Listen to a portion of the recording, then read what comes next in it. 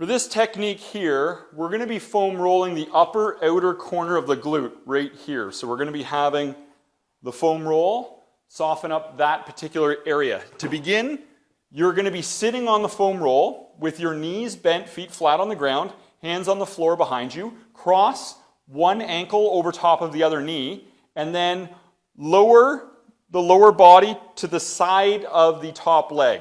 And then just rock back and forth. And you may feel what can be described as a pain button on the upper outside of the glutes.